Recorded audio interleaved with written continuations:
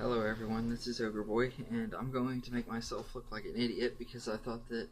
Bumblebee actually had a chance at being #1 in the box office, and made a stupid bet.